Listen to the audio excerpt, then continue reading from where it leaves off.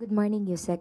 Yusek Defense Counsel Mark Vinluan during the impeachment trial emphasized their position that the statements made by VP Duterte were not threats in the first place dahil ito raw po ay pagtugon lamang sa Q&A. Kung ito ay hindi threats, ano pa ba ang maaari nating i-define sa salitang threats? So, ang ganitong klase na pagresponde ay normal at dapat na i-justify at i-tolerate? Tandaan po natin, ang pinagbantaan dito, hindi lang actually pagbabanta, dahil may kinausap na tao na handang pumatay. Ang sinabihan, ang tao na nais ipapatay, ay ang Pangulo, First Lady, at dating House Speaker. Hindi ito simpleng grave threats na maaaring isampa dyan sa korte. Hindi involved dito ang simpleng tao. Ang pinag-uusapan po natin dito ay Pangulo.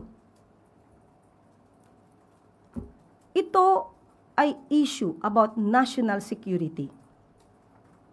Ibig bang sabihin ng kanyang mga abogado na kahit sino na lamang na Pilipino o kahit sinong tao ay dapat or maaaring magbanta sa buhay ng isang head of state? Hindi normal ang ganitong klaseng depensa. Kaya sasabihin nila na isampa na lang to sa korte, hindi po to simpleng grave threats. Ang pinag-uusapan natin dito ay buhay ng Pangulo, buhay ng head of state ng Pilipinas. At ang nagbabanta ay hindi rin simpleng tao, Vice Presidente, na umamin na siya ay mayroong kakilalang killer. Hindi pa ba assassination plot ang pinagsasabi ng Vice Presidente noon? Kung hindi, ano yun? Wala siyang binanggit. Sinabi lang, paulit-ulit na assassination plot. So kung hindi ito assassination plot at walang pagbabanta sa buhay, ano ang ginawa ng Vice Presidente? May iba ba siyang meaning sa mga sinabi niyang yon? In the first place, wala siyang dininay na ito ay kanyang sinabi. Gina-justify na lamang nila kung bakit nila ito sinabi. Dalawang reasons kung bakit niya daw ito sinabi ayon sa kanyang mga abogado. Una, di umano ay oppressive ang House of Representatives patungkol kay Attorney Zuleika Lopez. Pangalawa, dahil di umanong may grave threats. So itong mga justifiable reasons na to, since sila ang nag-bring up, sila ang dapat magpatunay kung totoo ito.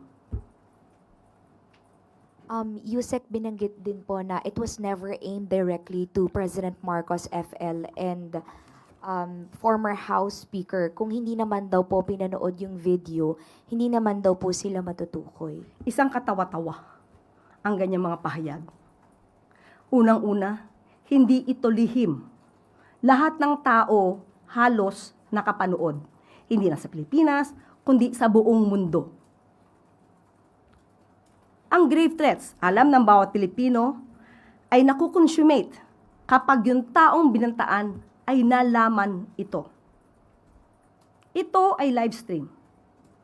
Lahat tayo nakapanood dito.